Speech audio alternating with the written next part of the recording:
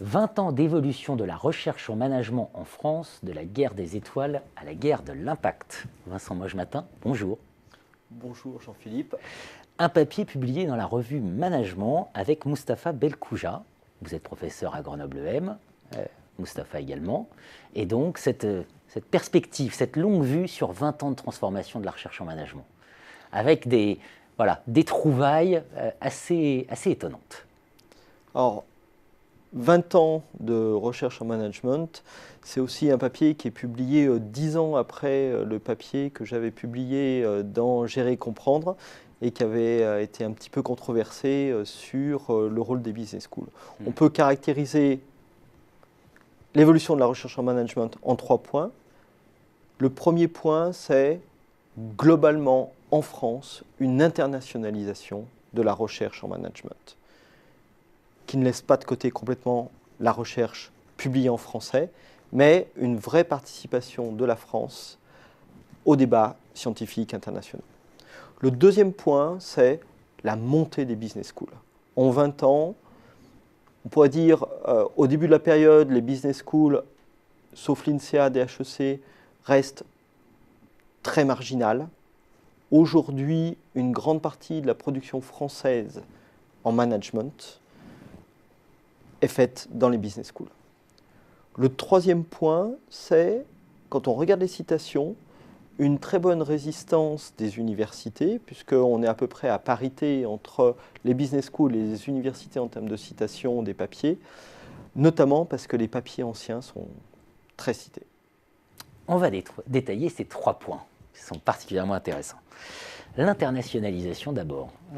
Le coût de production d'un papier, pour faire la pédagogie pour le vidéospectateur qui ne serait pas familier de notre champ, puisque vous distinguez dans votre papier industrie, c'est les business schools typiquement, et champ, c'est le champ académique. Donc effectivement, l'industrie, la business school ou les départements de gestion des universités ont pour objectif de produire des nouvelles connaissances, mais aussi de former des étudiants et pour mission d'aider les entreprises. Donc ça, c'est bien l'industrie. Le champ, c'est le champ scientifique plus spécifiquement. Coût d'un papier. On a vu passer en quelques années le coût d'un papier, je dirais, de quelques dizaines de milliers d'euros à une centaine de milliers d'euros. On estime aux États-Unis qu'un papier dans une revue top en management coûte entre 500 000 et 1 million de dollars. Donc on imagine les investissements très importants qui doivent être consentis par les universités et par les business schools pour soutenir une production régulière. Bien sûr. Alors en termes de production régulière, si je reprends les chiffres que vous citez dans cet article de 2015, période 1994-98, 136 papiers publiés par l'ensemble des business schools. Période 2009-2013, 1249 papiers. Pour les universités, 164 papiers 94-98, 1637 sur la période 2009-2013. C'est vraiment un phénomène massif, cette production et cette régularité de la production. Alors, ce qu'il faut citer, c'est la base de données. Donc, c'est une base de données qui est une base de données uniquement américaine. Donc, effectivement, on a une production massive des business schools et des universités, avec des niveaux différents, puisque la base de données, donc c'est le Web of Science, compte l'ensemble des productions, quel que soit le niveau de la production, et on est à peu près cohérent avec les listes dont les gens ont l'habitude, la liste CNRS ou les listes, les listes majeures en France. D'accord. 2 points étonnants par rapport à au regard de ces dynamiques. Le top 3 des business schools bouge assez peu. En revanche, le top 10, lui, évolue. Donc, top 3, INSEAD, HEC, Université de Toulouse. L'Université de Toulouse est tout à fait particulière puisqu'il s'agit principalement de la production en finance par les microéconomistes dans des journaux qui sont reconnus comme des journaux en management. Mais c'est tout à fait particulier et très spécifique. HEC, INSEAD, deux business schools plutôt très internationalisées dès le départ, qui produisent de manière assez globale sur l'ensemble du champ. Après, et quand on regarde la période sur 4 ans, l'INSEAD produit 200 papiers. Donc on est dans une très grande variabilité. Il suffit qu'une année, on ait plus de chercheurs ou de plus grandes réussites, des chercheurs qui partent et on évolue relativement facilement. Quand on regarde après le top 10 change énormément parce que justement, on est dans un nombre réduit d'articles.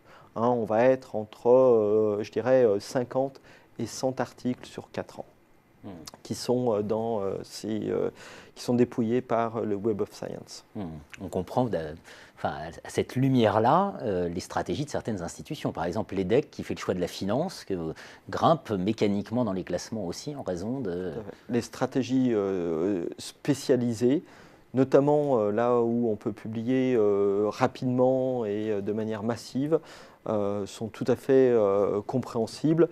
Et on voit aussi que les écoles qui vont privilégier des recherches plus qualitatives, etc., qui se publient moins vite et probablement plus globalement,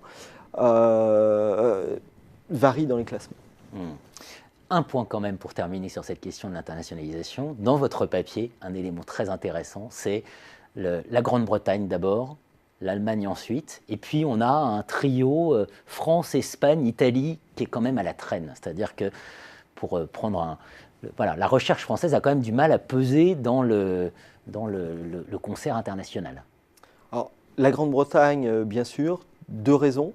La première raison qui est une raison linguistique que tout le monde peut comprendre.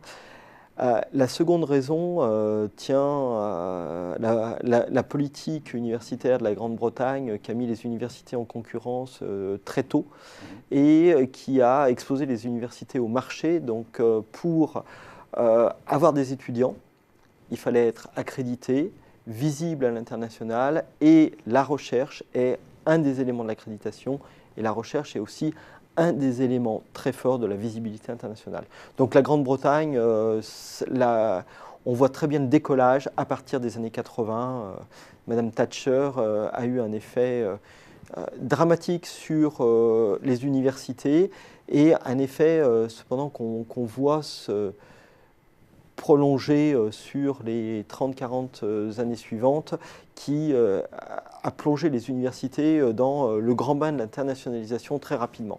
Ce que n'ont pas fait l'Italie, l'Espagne et la France, avec des publications dans leur langue d'origine, donc en français, en italien et en espagnol, et des communautés qui ont été très fortes, des communautés nationales très fortes, surtout au début de la période, avec une internationalisation qui s'est faite durant les 20 dernières années.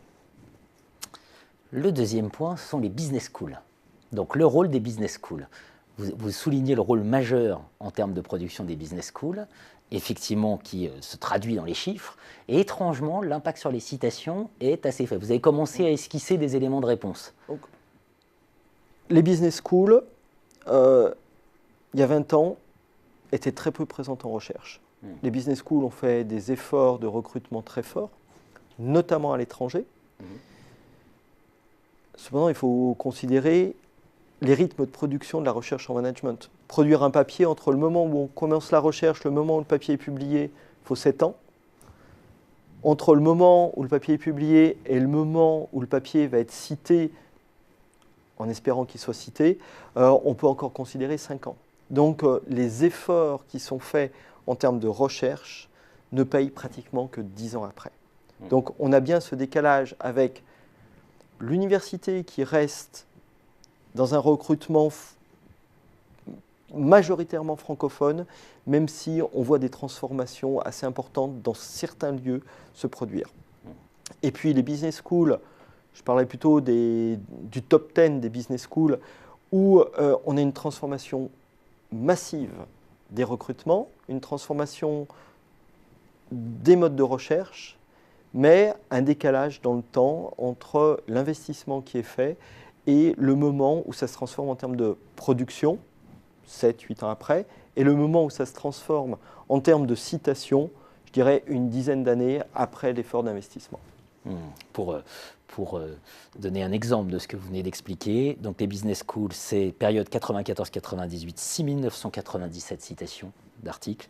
Finalement, période 2009-2013, 7387, donc une variation très faible.